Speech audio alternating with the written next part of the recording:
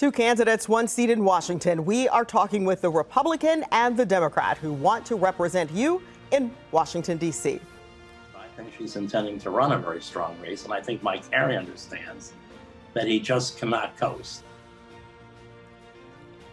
Plus, analyzing the election, an Ohio State political expert weighs in on just how the candidates will try to secure your vote and why the real fight could be in 2022.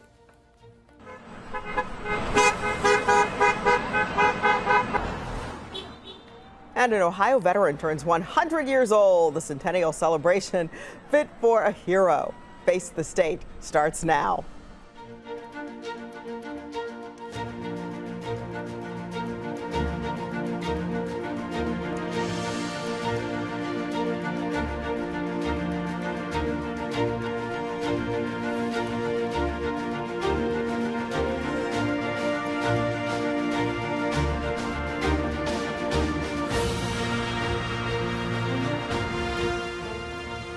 The stage is set for Ohio's 15th congressional district. Democrat State Representative Allison Russo is taking on Republican coal lobbyist Mike Carey.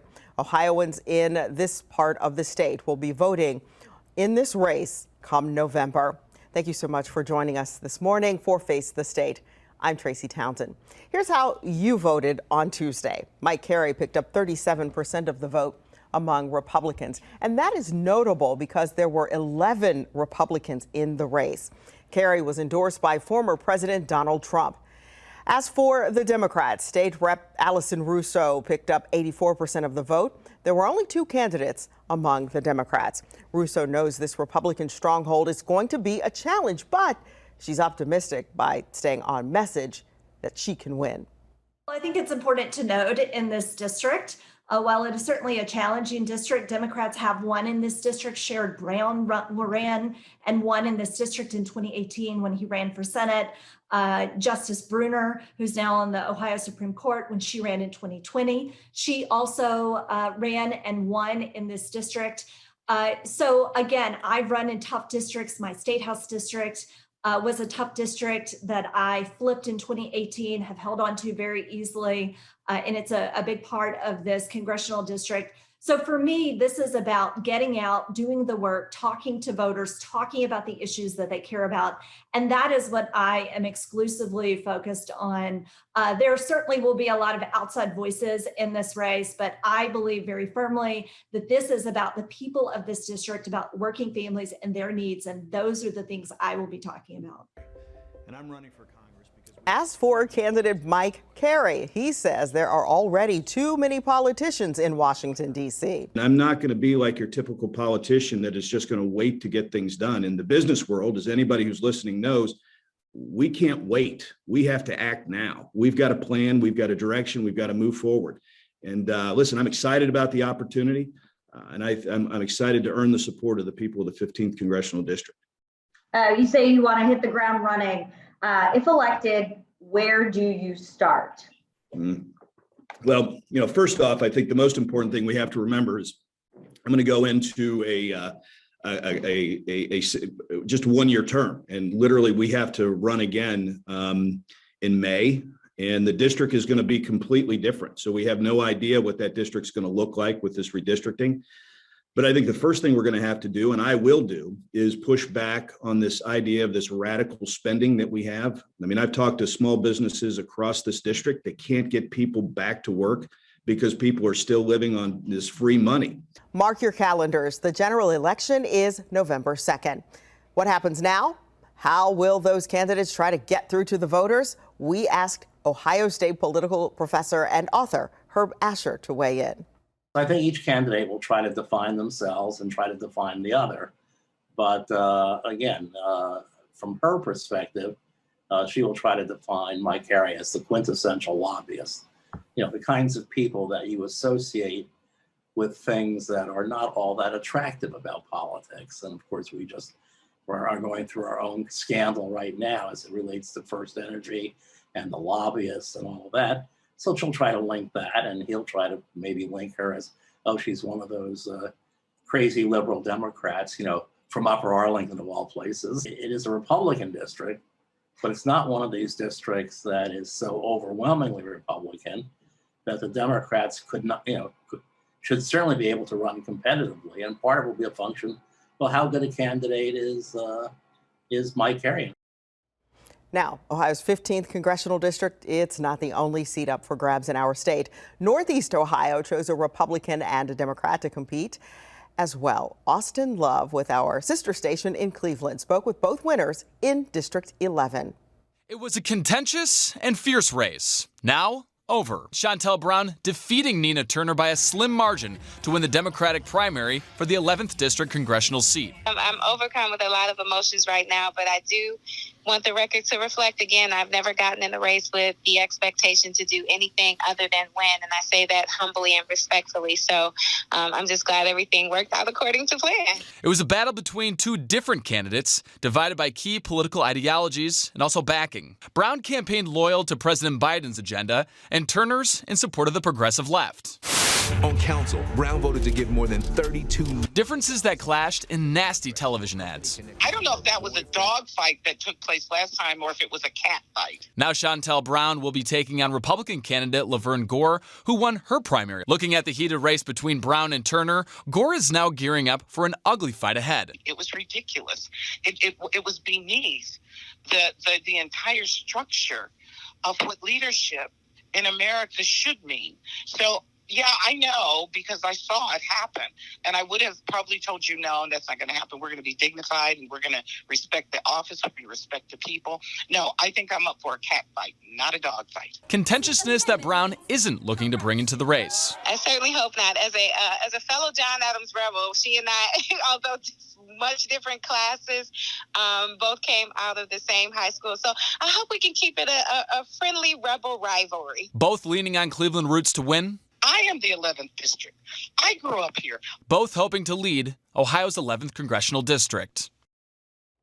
And again, that was Austin Love from our sister station in Cleveland. Keep in mind, a lot of this will change next year because it's back to the drawing board. District lines are being redrawn to align with the U.S. Census. The first meeting to look at these lines was in fact held on Friday. Here's what the congressional districts look like right now. You see all of those colors, all of the way that the lines are configured. Because of the data from the census, Ohio is actually losing one seat. We're going from 16 to 15. How did the lines get this way? Well, analysts call it quite simply gerrymandering. The way you gerrymander, whether, it doesn't matter, both parties would do this if they had the power to. The way you gerrymander is you either pack or you crack. And pack means you're going to concentrate as many of your opponent's voters into a district as possible. So instead of winning it by 53, 55, 56%, they win it by 80%. You don't need 80% to win a district. And so you're winning that district and wasting so many votes in doing that. Cracking is when you take an area and you break it up into smaller pieces. There's another district up north that is the snake along the lake. It literally is a district that goes from Cleveland to Toledo. It's this narrow little district that follows Lake Erie. And that was done by the Republicans to throw two Democrats into the same district. I expect next time around, we could very well see two districts from Central Ohio that will look much more Democratic. And again, that was Herb Asher from The Ohio State University.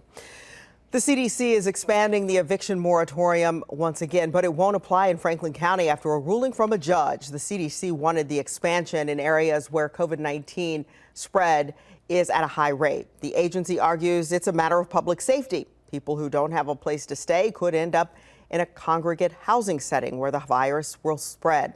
We talked with the Coalition on Homelessness and Housing in Ohio. A spokesperson says the moratorium was poorly designed and poorly implemented in our state. In fact, he says many courts in the state ignored it, and not every renter knew it was an option. It wasn't like a blanket ban on evictions. We saw eviction filings continue, during the whole time that this moratorium was in effect. Really, almost about 2/3 of normal levels. We saw cases being filed. Many of those cases were on hold because of tenants who had been who had applied for this moratorium, but we don't know how many of those there are. The good news is that emergency rental assistance is available for folks who are having trouble paying their rent. Ohio has $1.5 billion from the federal government to help them pay off arrears and get square with their landlords. Emergency rental assistance can cover up to 12 months of arrears, and it can also cover 3 months going forward. And he says the moratorium does give local agencies more time. As of this week, more than 200,000 Ohioans were behind on their rent. More than 140,000 households were concerned about being evicted in the next 2 months. We've never been in a situation before where we've had these kinds of resources to help people that have been, unable to pay their rent. There's so many people that are stuck in low-wage jobs that just don't pay them enough to be able to afford an apartment. We're going to post some of those resources at 10tv.com/facethestate. So be sure to look out for those. Students and shots. When you're young, it's not just about the COVID-19 vaccine. Coming up, who decides which shots are required and what to keep in mind when planning them out? And masking up indoors, the recommendation from health leaders and why the public health department won't mandate it. But first, the families of the Dayton shooting victims are filing a lawsuit who they're taking to court 2 years after the tragedy.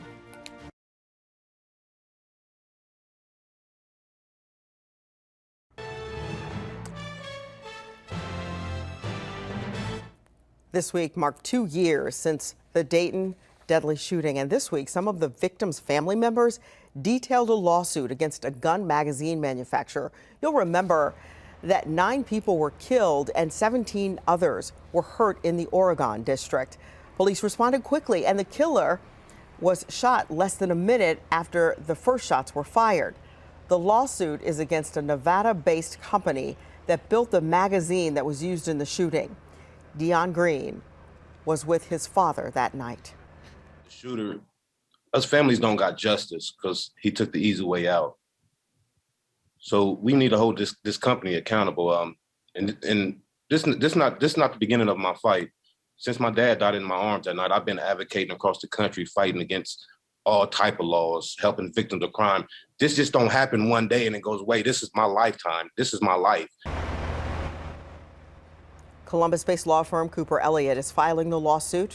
The firm believes it's the first lawsuit to focus only on a magazine manufacturer. It's being filed in Nevada, where the company is located. The manufacturer did not immediately comment. Crime and violence are complicated, and although finding the solution might be challenging, both police and community activists say they're trying to slow it down. Take a look at this chart. As of midweek last week, there were 127 homicides in Columbus.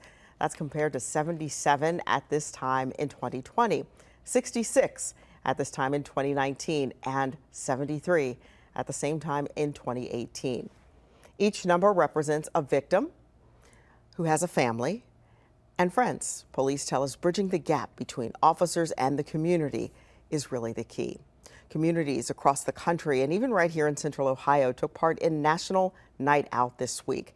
This annual event aims to enhance the relationship between neighbors and law enforcement using block parties and community events to promote a fun, safe environment. We caught up with Columbus Police Chief Elaine Bryant at Marie Moreland Park, where she spent time engaging with families. Both Bryant and Assistant Chief LaShawna Potts tell us they really enjoy connecting this way. It's extremely important. We cannot do what we do without our partnerships with the community. So I think that this is a great way to let people know that we're not divided, we're together, and we want people to be able to speak up when they hear something, say something, be our eyes and ears, and we have a lot of initiatives that we're going to put forth to make sure that we keep our community as safe as possible. National Night Out is held every first Tuesday in August. As the Delta variant of COVID-19 takes hold in Ohio, health leaders are recommending masks indoors. Starting immediately, Columbus Public Health and Franklin County Public Health are issuing an indoor mask advisory. Columbus Public Health Commissioner Dr. Mashika Roberts and other health leaders made that announcement on Thursday. And Dr. Roberts says she would likely have issued a mandate, but cannot because of Senate Bill 22. You can hear what businesses are planning at 10tv.com. Getting kids back to school is a good time to take a look at those vaccine requirements for children who attend public school. First, who decides which vaccines are required? Ultimately, the list comes from state lawmakers, the people you elected to office. Whooping cough, measles, chickenpox, just a few of the diseases you can protect your child from because they are vaccine preventable.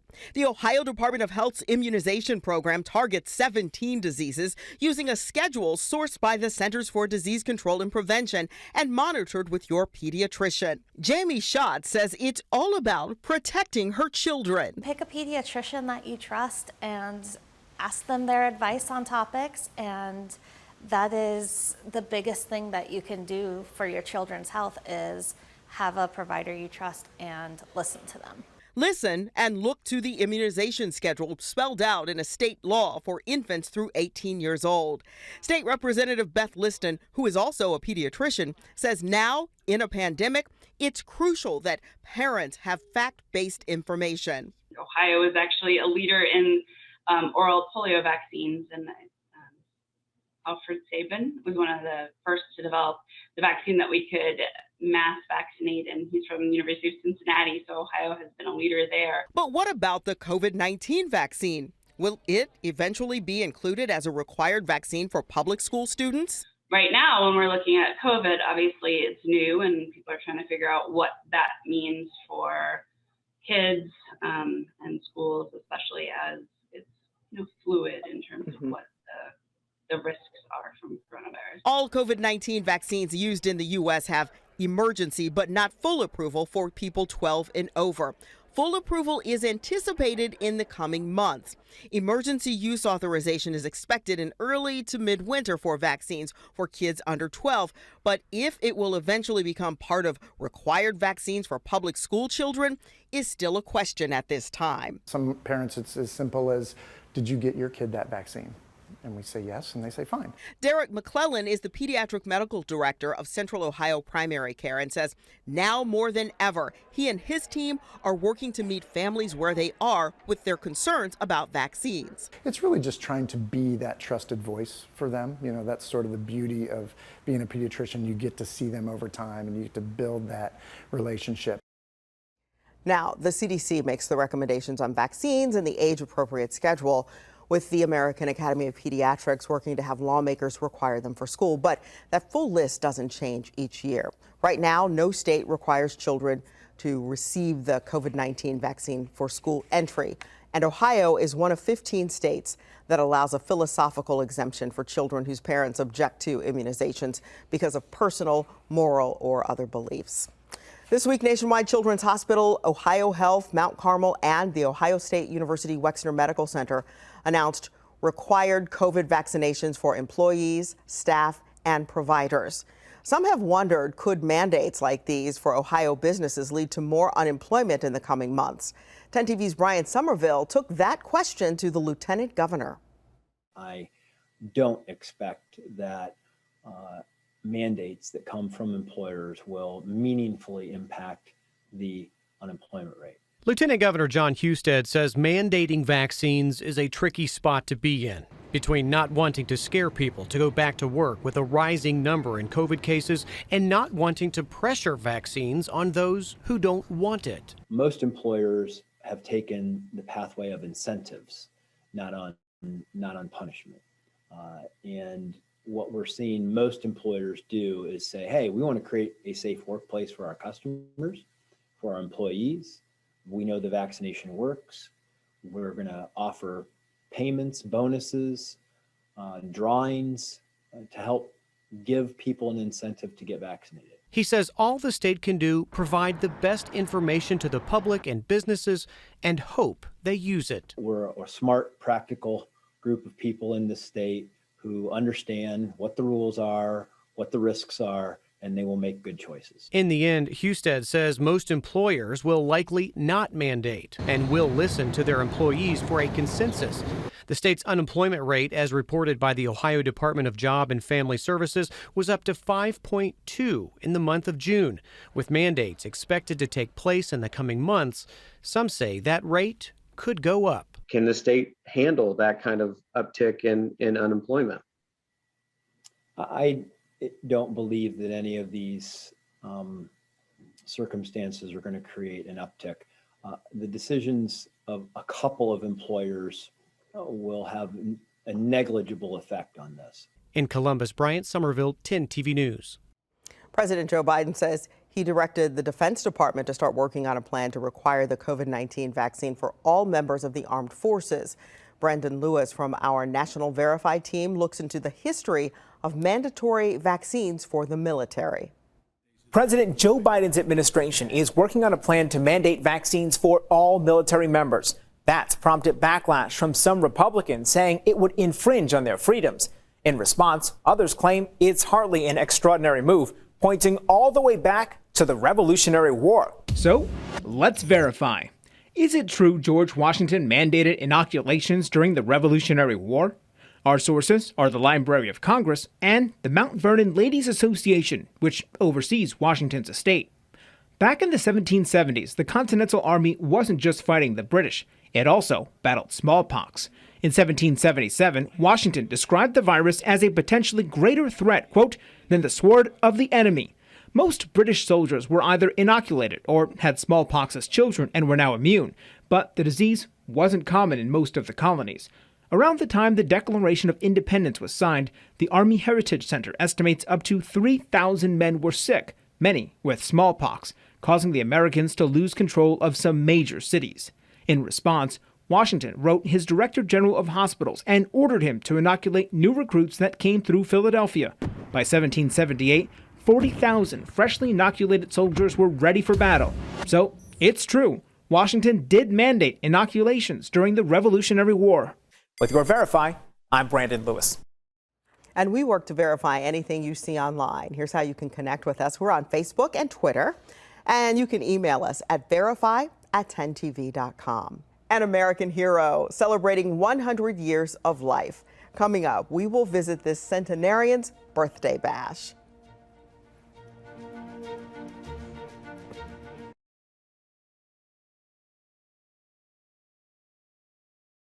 Respiratory illnesses are spreading, and not just among humans. Kennel cough is also affecting dogs. I'm Karina Nova. How to keep your pets protected. Monday on Wake Up CBUS starting at 4:25.